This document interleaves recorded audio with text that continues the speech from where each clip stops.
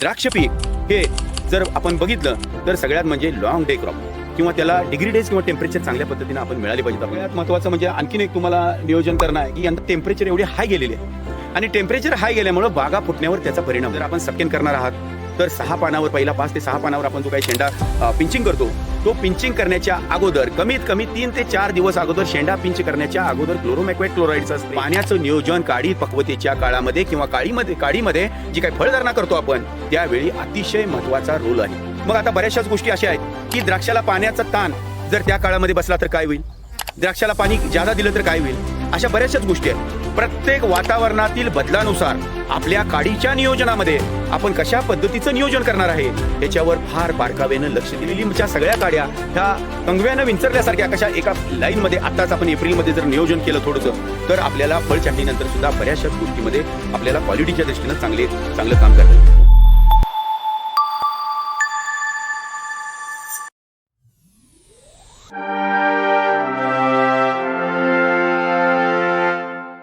साधे जी काही ग्रुप आहेत, रोगर सारखा मॉलिक्युल असेल, अझाडिरेक्टिन 1500 ppm असेल, 10,000 ppm असेल किंवा मॅलेथॉन असेल किंवा वेगवेगळे जे काही मॉलिक्युल आज तुम्हाला तुमच्याकडे अवेलेबल आहेत त्यानं ही खोडं आणि ओलांडे पहिल्यांदा बाग फुटण्याच्या अगोदर आपल्याला चांगल्या पद्धतीनं धुवून घेतली तर आपल्याला खोड अळीचा जो काही आता प्रादुर्भाव होत असतो त्यासाठी सुद्धा खोडांना वेळच्या वेळी आपण जर स्प्रे घेतले तर आपल्याला खोड अळीचा सुद्धा त्रास कमी होईल. सगळ्यात महत्त्वाचं उडद्याचं फुटताना जे काही प्रमाण बऱ्याचशा ठिकाणी आपल्याला दिसतं ते पण आपल्याला थांबवता येतील. तर कीटकनाशकाचे स्प्रे बाग फुटताना वेळच्या वेळी ते आपण घेणं आवश्यक आहे. सगळ्यात महत्त्वाचं म्हणजे आणखीन एक तुम्हाला नियोजन करणं आहे की यंदा टेम्परेचर एवढे हाय गेलेले आहेत आणि टेम्परेचर हाय गेल्यामुळे बागा फुटण्यावर त्याचा परिणाम होणार आहे. ज्या ठिकाणी पाण्याची स्कॅरेसिटी आहे, खालून आपण पाणी जादा फ्लडनं देऊ शकत नाही, उपलब्ध नाही आहे पाणी, अशा ठिकाणी पाण्याचे स्प्रे दिवसातून 2 वेळा हा ओलांडा पूर्ण चिंब भिजेल अशा पद्धतीनं आपण दिवसातून 2 वेळा हे जे काय ओलांडे आहेत हे पाण्यानं चिंब जर भिजवले तर बाग चांगल्या दृष्टीनं आपल्याला फुटण्याच्या दृष्टीनं उपयोग होईल. त्याचबरोबर बागा फुटण्याच्या दृष्टीनं सॉईल ॲप्लिकेशनमधून जो काही कॅल्शियम आहे ती कॅल्शियमची लेवल, पोटॅशची लेवल आणि नायट्रेटची लेवल आपण थोड्याफार प्रमाणात आपण वाढवल्या तर आपल्याला फुटवासुद्धा चांगल्या पद्धतीनं घेता येईल.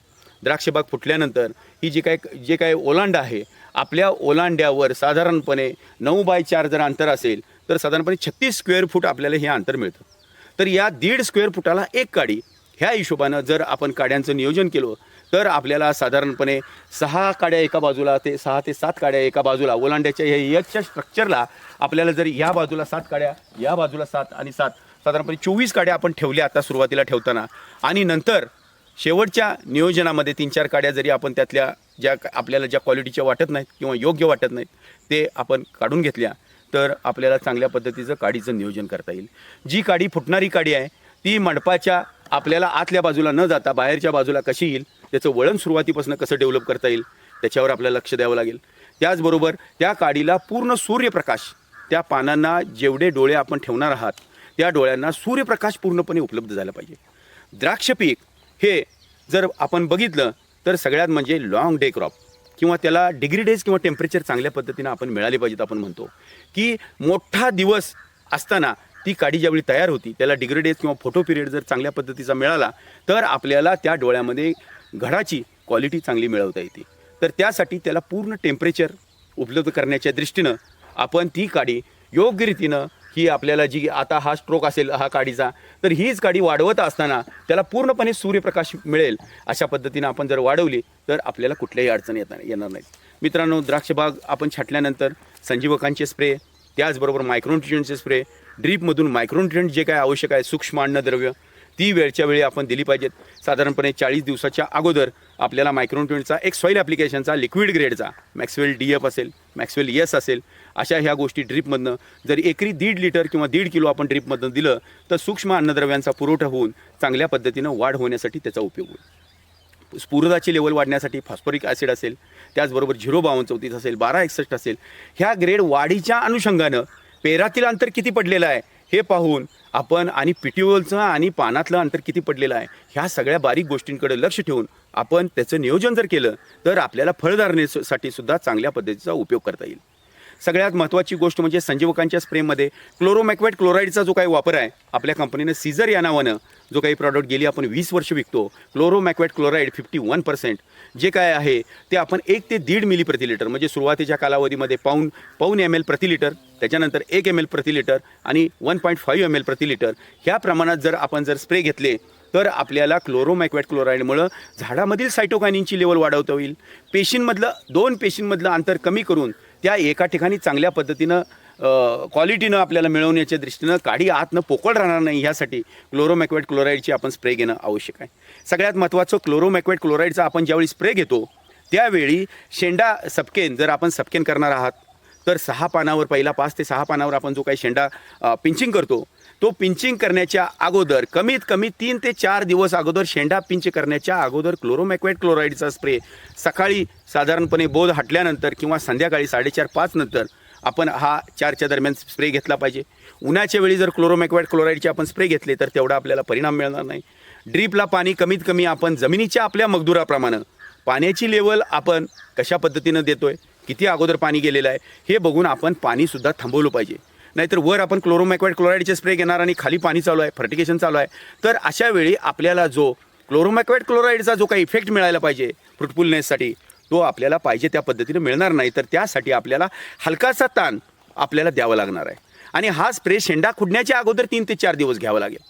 जे वेलीच्या शेंड्यामध्ये जे जिब्रेलिन्स तयार होणार आहे त्या जिब्रेलिन्सला थांबवून त्या ठिकाणी सायटोकायनिनची निर्मिती जी होणार आहे त्या सायटोकायनिनच्या निर्मितीला चालना मिळून ते सायटोकायनिन डोळ्यांच्याकडं ज्यावेळी प्रवाहित होईल त्यावेळी त्याचा आपल्याला ॲक्च्युली रिझल्ट मिळणार आहे. नाहीतर आज आपण आता स्प्रे घ्यायचा क्लोरोमॅक्वेट क्लोराईडचा आणि त्याच दिवशी आपण जर शेंडे खुडले तर आपल्याला पाहिजे त्या पद्धतीचा आपल्याला रिझल्ट मिळत नाही. तर त्याकरता मित्रांनो क्लोरोमॅक्वेट क्लोराईडचा वापर करत असताना तो कशा पद्धतीनं करायचा हे आपण सगळ्यात महत्त्वाचं लक्षात घेतलं पाहिजे. सपकेनचा शेंडा आपण ज्यावेळी खुडतो आणि त्यानंतर साधारणपणे 6BAचा आणि युरॅसिलचा एक स्प्रे आपण टाकतो. गाडी थोड्या प्रमाणात 1-2-3 पानावर आल्यानंतर फुटल्यानंतर परत नंतर आपण 5 ते 6 पानावर आपण शेंडा खुडतो. काही ठिकाणी लोक 14-15 पानं ठेवतात की नंतरची जी काही डोळे फुटण्याची जी काही अडचणी निर्माण होतात त्यासाठी जादा काडीची वाढ करून घेऊन आपण नंतर शेंडा खुडतो. तर ह्यासाठी आपलं जे काही नियोजन आहे क्लोरोमॅक्वेट क्लोराईडचं आपण बघितलं पाहिजे. बऱ्याचशाच लोकांचा असा गैरसमज आहे क्लोरोमॅक्वेट क्लोराईड मारल्यामुळं वाढ खुंटते. मित्रांनो क्लोरोमॅक्वेट क्लोराईडमुळं हे प्लॅन्ट ग्रोथ रेग्युलेटर आहे, त्याच्यामुळं वाढ खुंटत नसून 2 पेशींमधलं अंतर कमी करतं, पोकळपणा काडीतला कमी करतं, त्यामुळं पेरांना आखूडपणा निर्माण होतो.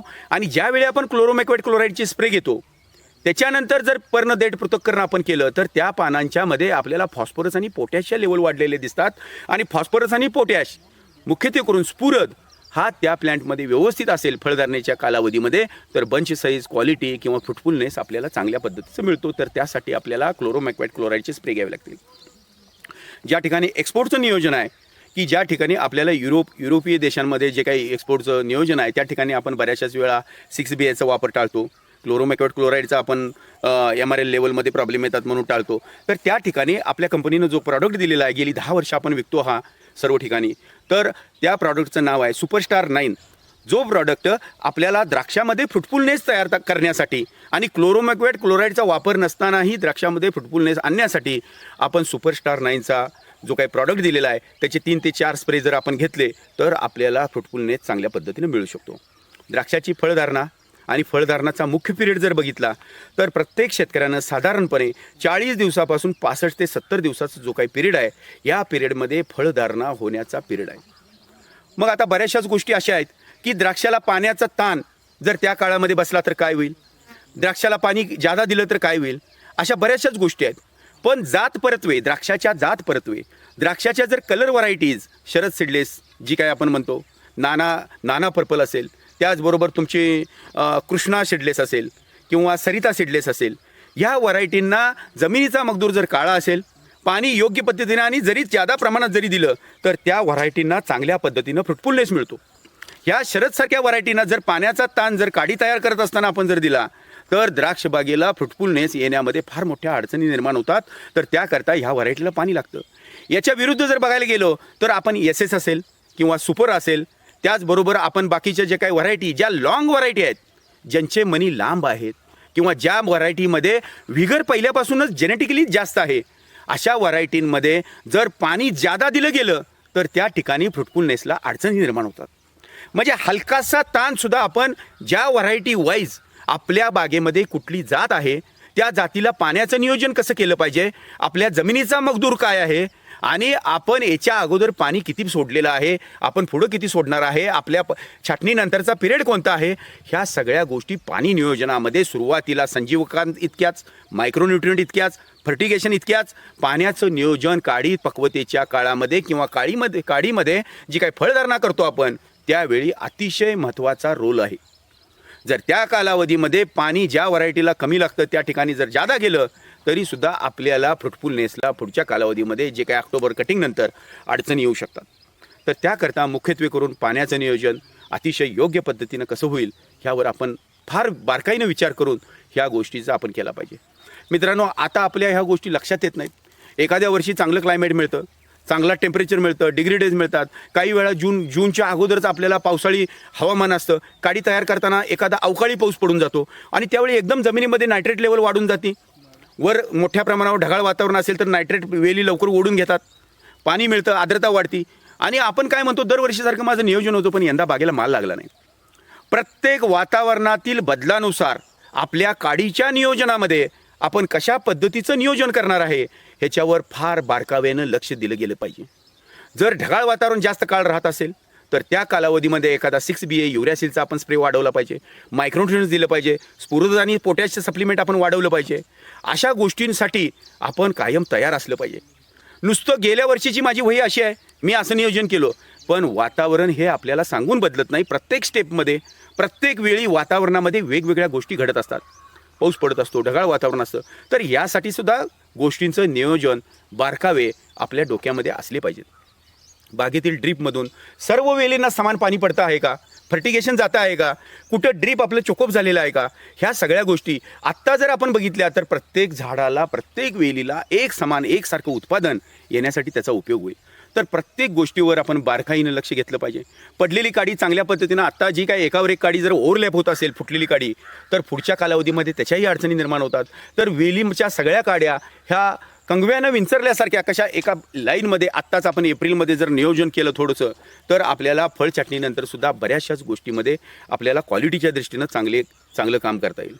मित्रांनो, फर्टिगेशन असेल, वेगवेगळे काडी तयार करत असताना करपा असेल, भुरी असेल, गेल्या वर्षी जे काय बोट्रिओ डिप्लोडिया किंवा आपल्याला बऱ्याचशाच ठिकाणी काडी न वंजणं असा जो काही प्रकार असेल त्याकरता एप्रिल छाटणी झाल्या ड्रीपमधनं हेक्झॅकोनॅझोल एकरी 1 लिटर किंवा रोकोसारखं थायोपिनेट मिथाईल साखर एकरी 1 किलो हे ड्रीपमधनं आपण जर दिलं आणि वरून स्प्रे जर आपण ट्रायसायक्लाझोलचे जर घेतले तर आपल्याला म्हणजे काडीचं कटिंग झाल्यानंतर कॉपर आणि ट्रायसायक्लाझोलचे जर घेतले तर हे जे काही आपल्याला काडी न वंजणं वगैरे जे काही प्रकार आहेत हे आपल्याला आत्ताच बऱ्याचशाच गोष्टी कमी करून घ्यायच्या आहेत. मिलीबगचा जो काही त्रास असेल त्या दृष्टीनं आपल्याला काम करून घ्यायचं आहे. आणि एकंदरीत एप्रिल छाटणीमध्ये पानं शेवटपर्यंत सशक्त ठेवून जोपर्यंत आपण फळ छाटणी करत नाही तोपर्यंत इथ्रेलचा स्प्रे वापरून आपल्याला ही पानं काढून टाकायची आहेत किंवा आपल्याला लेबर लावून पाला काढून टाकायचा आहे. शेवटपर्यंत पाला टिकला पाहिजे, ह्या पद्धतीचं नियोजन असलं पाहिजे. जूनच्या साधारणपणे पहिल्या आठवड्यात किंवा दुसऱ्या आठवड्यात बोर्डोचा 200 ते 250 ग्रॅमचा आपल्याला पहिला बोर्ड स्प्रे सल्फरयुक्त औषध टाकून आपण त्याच्यामध्ये जर घेतला आणि असे 1-2-3 स्प्रे जर बसले तर नंतर कॅनोपी आपली शेवटपर्यंत चांगली टिकून राहते. बारक्या गोष्टी ज्या बेसिक कन्सेप्ट आहेत त्या आपण अवलंबल्या पाहिजेत. आज शेतीमध्ये खर्च मोठ्या प्रमाणावर वाढत निघालेला आहे, पण हे वाढणारा खर्च जो काही आहे तो नियोजनात्मक कामातून आपण बराचसाच कमी करू शकतो. बेसिक कन्सेप्ट आपल्या क्लिअर असल्या तर आपण चांगल्या पद्धतीनं काम करू शकतो. RNAची निर्मितीसाठी जे काही आपण मोठ्या प्रमाणावर युरॅसिल वापरतो, RNAची निर्मिती, सायटोकायनिनची निर्मिती, त्याचबरोबर बागेमध्ये स्फुरद, पोटॅश ह्या सगळ्या गोष्टींचा वापर आज USK ॲग्रो सायन्सेसनं मला वाटतं आजपर्यंत आम्ही जवळपास 2,000पेक्षाही जास्त आपण चर्चासत्र वेगवेगळ्या विभागामध्ये कासेगाव, पंढरपूर, कासेगाव, सोलापूर, वडाळा वेगवेगळ्या भागामध्ये, नाशिक वगैरे भागामध्ये आजपर्यंत आपण घेत आलेलो. USK ॲग्रो सायन्सेस गेली 25 वर्ष या क्षेत्रामध्ये द्राक्षबाग असेल, डाळिंब पीक असेल, ऊस असेल, भाजीपाला असेल, वेगवेगळ्या पिकांमध्ये आपण काम करतो आहोत. आणि सध्या जर बघितलं आपण तर महाराष्ट्रच नव्हे तर कर्नाटक, गुजरात, मध्य प्रदेश, हिमाचल प्रदेश, पंजाब, हरियाणा यासारख्या स्टेटमध्ये सुद्धा आपण वेगवेगळ्या पिकांवर लसूण असेल, कांदा असेल चांगल्या पद्धतीनं काम करत आहोत. आणि शेतकऱ्यांपर्यंत पोचण्यासाठी आणि शेतकऱ्यांच्या बांधावर जाऊन माहिती देण्यासाठी एक बांधिलकी, सामाजिक बांधिलकी ठेवून आपण काम करत आहोत. आणि त्या दृष्टीनं आजचं जे काही चर्चासत्र आपण घेतलेलं आहे, आजचा जो काही आपण व्हिडिओ केलेला आहे तर त्या दृष्टीनं आपण हे आत्ता प्रायमरी ज्या गोष्टी मी सांगितल्या याचा आपण विचार करावा. आणि वेळोवेळी ज्या काही स्टेजेस असतील, साधारणपणे 40 दिवसापासून किंवा 30 दिवसापासून बाग फुटल्यानंतर 70 दिवसापर्यंत, 75 दिवसापर्यंत, 90 दिवसापर्यंत आपण वेळोवेळी ह्या संदर्भातली माहिती आपण या आपल्या व्हिडिओच्या माध्यमातून देणार आहोत. तर मी सर्व शेतकरी बांधवांना विनंती करतो की आमच्या चॅनेलला सबस्क्राईब करा, शेअर करा आणि लाईक करा. आणि जास्तीत जास्त शेतीमध्ये प्रत्यक्ष काम करणारे आपले जे शेतकरी बंधू आहेत त्यांच्यापर्यंत हा आपला चॅनेल पोहोचवण्याच्या दृष्टीने आम्हाला सर्वांना मदत करा. आणि तुमच्या सगळ्यांच्या सहकार्यातूनच आपण एक चांगलं सामाजिक बांधिलकी ठेवून काम करू, एवढीच मी आजच्या व्हिडिओच्या दरम्यान आपणा सर्वांना आवाहन करतो.